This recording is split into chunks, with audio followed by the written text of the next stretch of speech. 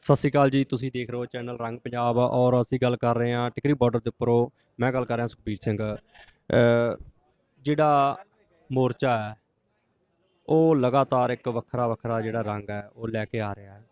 ਸਾਡੀ ਕੋਸ਼ਿਸ਼ ਇਹੀ ਹੈ ਜਿਹੜਾ ਤੁਹਾਨੂੰ ਹਰੇਕ ਮੋਰਚੇ ਦਾ ਜਿਹੜਾ ਰੰਗ ਹੈ ਅਸੀਂ ਦਿਖਾ ਸਕੀਏ। ਆਓ ਗੱਲਬਾਤ ਕਰਦੇ ਹਾਂ। ਇੱਕ ਸਾਡੇ ਨਾਲ ਇਸਤਰੀ ਮੰਚ ਦੇ ਇੱਕ ਮਹਾਨ ਨਾਇਕ ਕਹਿ ਸਕਦੇ ਹਾਂ, ਜਿਹੜੇ ਸਾਡੇ ਨਾਲ ਜੁੜੇ ਔਰ ਜਾਣਦੇ ਆ ਇਹਨਾਂ ਤੋਂ ਕਾਨੂੰਨਾਂ ਬਾਰੇ ਔਰ ਕਿਵੇਂ ਉਹ ਇਸ ਸੰਘਰਸ਼ ਦੇ ਵਿੱਚ ਜੁੜੇ ਨੇ। ਸਤਿ ਸ਼੍ਰੀ ਅਕਾਲ ਮੈਮ।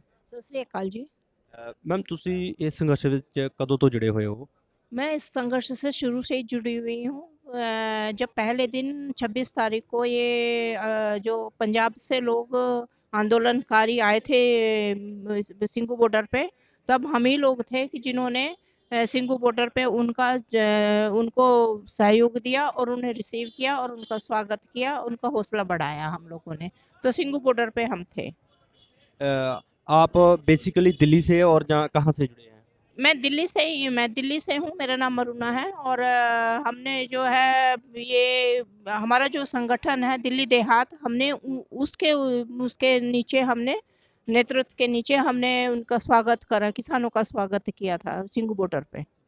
जब आप स्वागत करने गए थे आपको क्या लगा, ये लोग कौन है, किस लिए आ रहे हैं? नहीं, हमें पता था कि ये लोग जो है हमारे भाई हैं, किसान हैं। मैं खुद किसान हूँ और किसान फैमिली से ही बिलोंग करती हूँ, तो मेरे को पता था ये चीज़। हम लोग पहले से ही जुड़े हुए थे इस आंदोलन से, क्योंकि ये जब बिल आया था तो हमें पता था ये बिल किसानों के फेवर का बिल नहीं है, ये बिल कॉरपोरेट का बिल है। और हमें पता था इस चीज़ का कि बहुत पहले से ही कि जो सरकार है उनकी नज़रें जो है हमारी खेतियों पर है। तो हम जैसे ही अब वो ये बिल आया, फिर वहाँ पे पंजाब में भी बहुत टाइम से लोग बैठे हुए थे कि खेतों में, तो मतलब बॉर्डर्स पे, तो हमें पता था इस चीज़ का। तो फिर हमें जब ये खबर आई रात को कि भाई किसान जो है अब दिल्ली हरियाणा बॉर्डर उन्होंने क्रॉस कर लिए हैं, हरियाणा में भी उन्हें बहुत सारी डिफ़िकल्टीज़ मतलब फेस करनी पड़ी।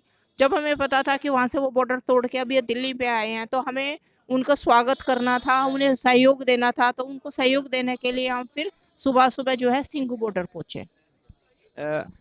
जब आपको पता चला, आपको पता था अभी सिंगू बॉर्डर पर जाएंगे, वहाँ कोई वायलेंस क्रिएट हो सकता है, कोई प्रॉब्लम हो सकती है, फिर भी आप निडर होकर वहाँ गए।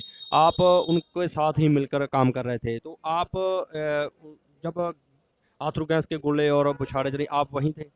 हाँ जी, जब हमें रात को ही हमें बोला गया, हम लोगों ने वो प्लान किया था कि अब हमें वहाँ से आ चुके हैं सिंघू बॉर्डर तक, वो आ चुके हैं किसान, तो हमें उन्हें सहयोग देना है और दिल्ली की तरफ से हम उनके उनके उसमें खड़े होंगे, सहयोग देंगे हम उन्हें। तो फिर हमने सुबह-सुबह हम लोग वो गए, तो इन्होंने धारा 144 लगा रखी थी। तो 100 धारा 144 में क्या होता है कि 4 आदमी एक साथ नहीं जा सकते। तो यहाँ पे पुलिस प्रशासन था, सीआरपीएफ थी और सीआईएसएफ थी, तो काफ़ी सारी मतलब जो है वो फोर्स इन उन लोगों ने लगा रखी थी। तो हमें कहा गया कि मतलब गाड़ियाँ नहीं आने, पब्लिक को नहीं आने दे रहे थे वो लोग, वो सारे तरफ इन्होंने बैरिकेटिंग करी हुई थी। तो हमें बोला गया था कि आप वहाँ नहीं जा सकते। तो हमने क्या काम किया कि हमारी जो कारें थी वो बहुत पहले ही रुकवा दी कि जिससे कि ये लोग पैदल ना जा पाए, लेकिन हमें तो आना था। तो फिर हम लोगों ने क्या काम किया कि धीरे धीरे हम लोग छुप छुप के नालों के नालियाँ थी और बड़े गंदी सी जगहें थी, तो हम चोरी छिपे जाके हम वहाँ से फिर सिंगू बॉर्डर पे आए थे। तो हमारे साथ बहुत सारे बच्चे थे, तो हम लोगों ने जो फूल थे, जो पोस्टर्स थे, जो बैनर्स थे, वो छिपाए और जिससे कि पुलिस हमें ना देख सके। तो हम फिर उस छिपते छिपाते जो है हम सिंगू बॉर्डर तक आ गए थे। और आपके साथ बच्चे थे, आपके साथ हाँ, और भी? हमारे साथ हमारी टीम थी और खूब सारे बच्चे थे और बहुत हरियाणा से भी लोग बहुत सारे जुड़ चुके थे कि जो पंजाब से जो जत्था आया था, पंजाब से जो लोग किसान आए थे, उनके साथ साथ हरियाणा के लोग भी जुड़ गए थे। तो अब हमें दिल्ली की तरफ से वो करना था, रिप्रेजेंट करना था। तो फिर हम, क्योंकि हमें सहयोग देना था, तो हम फिर दिल्ली की तरफ से आए, सिंघू बॉर्डर की में आए मतलब। जी। और जो लोग पंजाब से आ रहे थे, आप बता रहे थे भी, वो उन्होंने एक कफन बांधा हुआ था, वो क्या आपने देखा उनके चेहरे पर? हाँ, जैसे हम लोग से हमने बात की जैसे वो मतलब आए तो वहाँ पे बहुत ज़्यादा टेंशन वाला माहौल था, क्योंकि ये लोग इतने जो पुलिस थी वो इतनी उसके ऊपर भी ऑर्डर था, पुलिस के पास ऑर्डर था, तो वो भी इतना ज़्यादा अग्रेसिव टाइप में थे कि वो कुछ भी अगर उनको ऑर्डर आएंगे तो वो कुछ भी करने को तैयार थे। उधर से जो किसान थे वो पूरे जोश में थे। तो जो एक ऐसी तनाव वाली स्थिति थी कि किसान बैरिकेड तोड़ के अंदर घुसना चाह रहा है और पुलिस उसे रोकना चाह रही है।